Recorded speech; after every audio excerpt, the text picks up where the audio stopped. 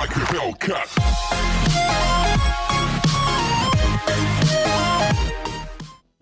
Hello and welcome back to the channel where once again it's time for another Sega Saturn review. As you will see from the video playing, we're taking a look at a racing game today, more specifically one of the 3 motorcycle racing games released in the PAL region, the other 2 being Manx TT and Road Rash.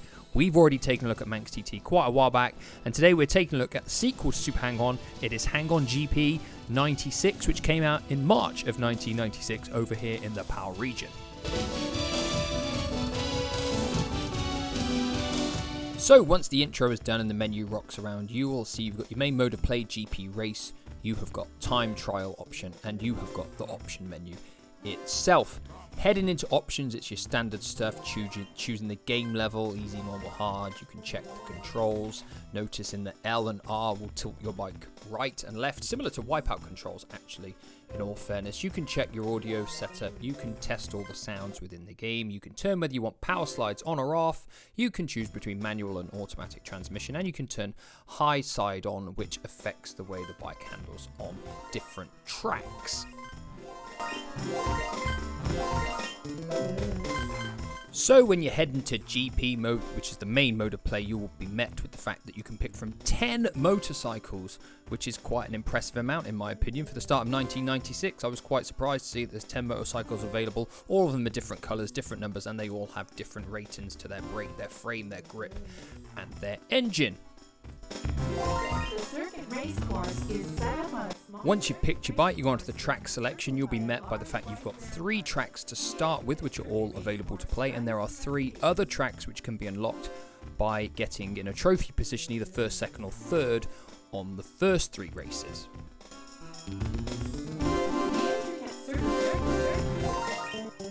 So the setup for the game is incredibly simple. You start in 20th position and you have to try and get from there to first place and win the race. It really is as simple as that. There's no qualifying laps or anything. You do each race individually and that is it. You try and win the race and you go on to the next one and try and win that one.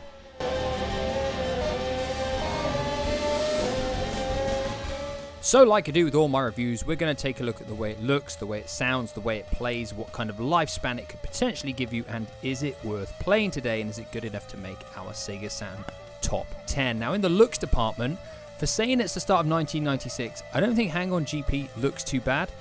I think it's quite a bright, colourful game. The draw distance is something to highlight straight away because it's actually really good on this game. And we've seen other racing games on the system that came after this, like Manx TT, where the draw distance isn't as good as this game. So I was actually really surprised by that. The tracks all look substantially different, to be fair, as well. The bikes, they don't look the best, especially when you're on the character selection screen. You see they've really got blocky, chunky looking wheels, like they didn't want to put enough polygons in to make the wheels look round enough. It is a bit strange. Thankfully you don't notice that when you're playing the game. The actual graphics, the in-game engine, it's okay, it's reasonable, it's not too bad in all fairness. I think the bikers themselves probably could look a bit better in all fairness, but overall it's not a bad looking game. It actually runs really well as well. I haven't got any problems. It doesn't have any slowdown. It runs at a consistent frame rate. It really isn't too bad of a looking game for the period of time that it came out in.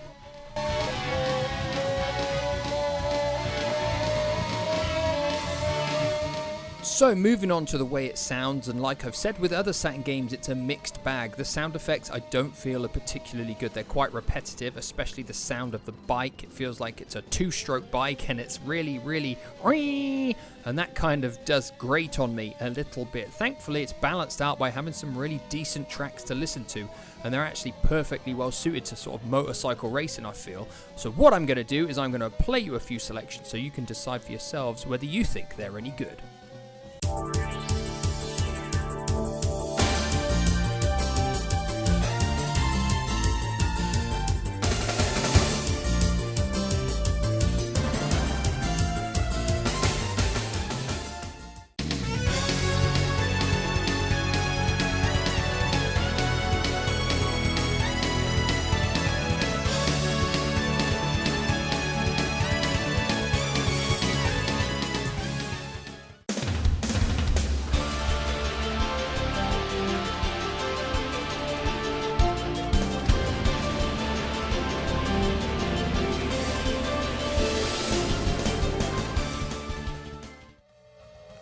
So moving on to the way Hang-On GP plays, and this is where the problems start, because Hang-On GP doesn't play particularly good. The controls are jerky and Yankee, and it is quite tough to smoothly take a corner.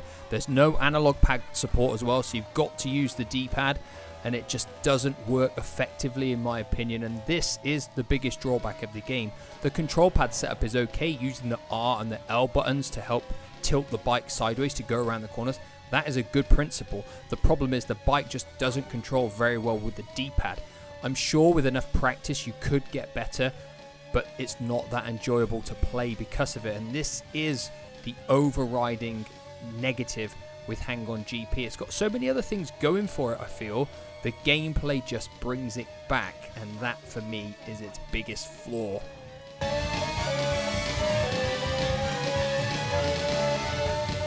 So moving on to content, and if you're familiar with any of my reviews of old Saturn races, you'll probably be expecting me to criticize Hang-On GP as having not much of a lifespan, but thankfully it kind of bucks the trend with early Saturn races, because it's got 10 bikes to choose from, 3 tracks to start with, 3 more that can be unlocked by placing well enough on the original 3, an endurance mode to unlock, mirror mode to unlock as well. You've got time trial mode. The only thing it really lacks in the lifespan department is a two-player split screen. It doesn't have that, and that is, I guess, a bit of a downside for a racing game, because for me having a 2-player mode is always something that should really be within a racing game. But overall there is quite a bit to do. The only thing is it's not that great to play, and that is probably going to be the hindrance in terms of trying to get first place in all these races to unlock the stuff. It's whether you actually enjoy the game enough to want to do it.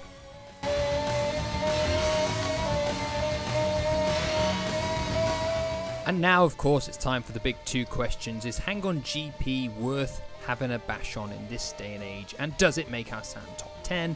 Is it worth playing? Well, it brought me a little bit of enjoyment playing it, but of course the Yankee controls did frustrate me a bit, and that is why I can't really recommend it to play for enjoyment purposes in this day and age. I think Manx TT is more enjoyable to play, although it's got less content. It's about enjoyment for me, and the way Hang-On GP plays just kind of stops it from giving me the enjoyment I want from playing it. So does it make our Saturn top 10?